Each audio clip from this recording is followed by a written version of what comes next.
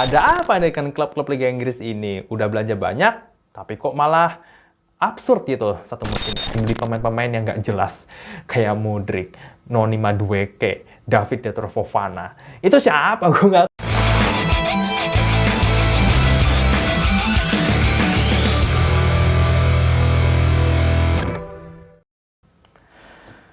Ternyata belanja pemain banyak dengan harga mahal itu tidak jaminan mendapatkan kesuksesan dalam satu musim. Seperti contohnya klub-klub Liga Inggris yang berikut ini ya, seenggaknya ada 7 klub nih yang udah belanja banyak dalam 10 tahun terakhir, tapi mereka akhirnya tidak mendapatkan prestasi yang mereka inginkan alias gagal. Yang pertama, ada klub kesayangan kita semua, yaitu Tottenham Hotspur ya. Aduh, Tottenham Hotspur akan selalu menjadi ayam goreng, ayam rebus, ayam sayur, dan ayam-ayam lainnya ya. Dia itu setelah jual Gareth Bale dengan rekor transfer yang mencapai 85,1 juta pound sterling atau 1,6 triliun rupiah. Dia beli beberapa pemain ya dari berbagai klub ya. Nah, masalahnya pemain yang dibeli ini bukan pemain yang benar-benar bintang loh ya. Waktu itu belum benar-benar bintang. Misalkan Christian Eriksen dari Ajax Amsterdam, Eric Lamela dari AS Roma, sama Roberto Soldado dari Valencia. Total, mereka menghabiskan dana sebesar 105 juta pounds atau 2 triliun rupiah. Nah, awalnya mereka ini masih dilatih sama Andre Villas-Boas. Itu tampil cukup oke lah di 5 pertandingan ya. 5 pertandingan mereka mencatatkan 4 kali menang dan 1 kali kalah. Tapi setelah itu penampilannya tuh naik turun dan cenderung menurun. Sampai akhirnya mereka kalah 6-0 dari Manchester City dan Andre Villas-Boas dipecat dari posisinya sebagai pelatih Tottenham Hotspur musim 2013-2014 dan dia digantikan sama tim Sherwood. Cuma untungnya mereka masih bisa lolos ke kompetisi Eropa di musim selanjutnya karena mereka finish di posisi 6. Yang artinya mereka bisa lolos ke UEFA Europa League, tapi tidak lolos ke Liga Champions seperti apa yang diharapkan oleh Bapak Levy. Yang kedua, ada Everton ya. Ini mendadak jadi klub sultan loh ya semenjak diakuisisi sama Farhad Moshiri tahun 2016 ya. Nah, mereka tuh mulai belanja besar-besaran tahun 2017. Mereka beli Jordan Pickford dari Sunderland, Michael Keane dari Burnley, Theo Walcott dari Arsenal, dan memulangkan si anak hilang dari Manchester United, yaitu Wayne Rooney. Apakah Everton berhasil di musim itu? Ya, sampai pertengahan musim sih cenderung gagal ya. Karena mereka itu hanya mencatatkan 8 poin dengan 2 kemenangan, 2 imbang, dan 6 kekalahan sampai Oktober 2017 yang mengakibatkan Ronald Koeman dipecat dari posisinya dan digantikan oleh Sam Allardyce. Untungnya Big Sam ini mampu membawa Everton sampai ke posisi 8 klasmen IPL ya. Jadi masih terjaga ya nama besarnya Everton sebagai tim papan tengah ke atas gitu. Terus ada lagi Fulham. Nah, ini miris nih. Fulham musim 2018-2019. Mereka menghabiskan sampai 100 juta pounds ya, 2 triliun rupiah itu. Untuk klub sekelas Fulham yang baru promosi di 2018-2019, itu cukup banyak sekali ya. Dan mereka membeli pemain-pemain seperti Andre Schürrle dari Borussia Dortmund, Alexander Mitrovic dari Newcastle United, sama mantan pemain Liverpool yaitu Ryan Babel dari Galatasaray. Ya, ini sebenarnya bukan nama-nama yang jelek yang didatengin ya. Cuma mereka itu terlalu banyak pemain baru yang akhirnya tuh nggak ada chemistry dan nggak bisa ngikutin instruksi pelatihnya juga. Dan akhirnya mereka ini performanya tuh benar-benar anjlok banget di musim itu. Sampai mereka terdegradasi. Degradasi loh. Mereka finish di posisi berapa ya? Di posisi ke-19 dengan raihan 26 poin hasil dari 7 kali kemenangan, 5 imbang, dan 26 kekalahan. Pelatihnya juga gonta-ganti pas itu ya. Slavisa Jokanovic yang melatih dari awal musim dipecat di tengah jalan dan digantikan sama Claudio Ranieri, tapi karena kondisi klub udah nggak kondusif, akhirnya mereka terdegradasi ke Championship ya. Jadi habis promosi terus kembali ke habitat. Yang keempat ada Arsenal ya. Arsenal ini tampil kurang memuaskan meskipun sudah belanja banyak ya di musim 2019-2020, menghabiskan 140 juta pound sterling atau sekitar 2,7 triliun rupiah untuk mendatangkan Nicolas Pepe dari Los Lille, kemudian ada David Luiz dari Chelsea, Gabriel Martinelli dari Ituano, dan Dani Ceballos dari Real Madrid sebagai pemain pinjaman.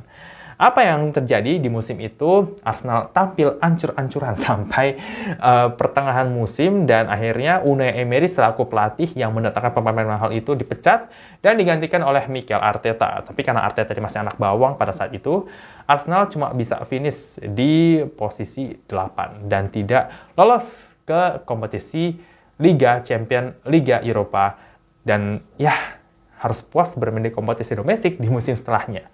Kemudian ada Manchester United. Manchester United ini sangat mengecewakan ya. Di tahun 2021-2022, mereka itu mungkin datangnya nggak banyak pemainnya ya, cuma mahal-mahal loh. Ada Jadon Sancho ya, Jadon Sancho yang menghabiskan dana itu luar biasa banyak, 90 juta kalau nggak salah. Ada Rafael Varane dan juga abang kesayangan kita, yaitu Bang Dodo, Cristiano Ronaldo yang kembali ke MU di 2021-2022. Tapi apa yang terjadi? Oke, mungkin awal-awal masih hype ya. Wah, Ronaldo comeback dan bla bla bla. Tapi akhirnya MU tidak bisa tampil konsisten. Mereka lebih banyak kalah dan seri dibandingin menangnya. Dan akhirnya Ole Gunnar Solskjaer selaku pelatih dipecat dan digantikan sementara oleh Ralf Rangnick yang bahkan membuat malapetaka untuk MU. MU ini akhirnya ya oke, mereka masih bisa finish di posisi 6 pada saat itu. Ya, posisi 6 dengan rekor 16 kemenangan, 8 imbang dan 14 kekalahan. Jadi gagal ke Liga Champions, cuma bisa main di Liga malam Jumat. Dan itu membuat Cristiano Ronaldo sangat tidak happy dan inilah awal mula Ronaldo dan MU ini bercerai dengan cara yang tidak baik-baik. Yang keenam, ada Nottingham Forest yang nyaris mengikuti jejak Fulham sebagai tim promosi yang jor-joran di bursa transfer musim 2022-2023. Mereka tuh bahkan sampai bisa datangin satu tim sendiri loh ya. Jadi mereka tuh datangin 19 pemain kalau nggak salah. Dari kiper sampai striker tuh dibeli semua sama Nottingham Forest ya. Bahkan mereka tuh menghabiskan anggaran 165,5 juta pound sterling atau 3,1 triliun rupiah untuk merekrut bukan 19 sih, 29 pemain baru loh. 29 loh, gila apa? Itu udah satu tim sendiri dibeli sama dia. Tapi apa yang terjadi? Nottingham Forest nggak bisa bersaing di papan tengah bahkan. Mereka harus berjuang dari degradasi dan cuma bisa finish di posisi ke-6. Jadi nyaris degradasi tuh si Nottingham Forest ya musim 2022-2023 dengan catatan 9 kali kemenangan, 11 imbang dan 18 kekalahan.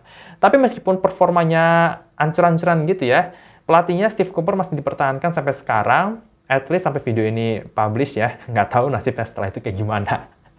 Ya, jadi Steve Cooper masih jadi pelatih Nottingham Forest untuk musim 2023-2024 dan mereka nggak belanja jor-joran lah di musim 2023-2024, nggak sejor-joran di musim sebelumnya.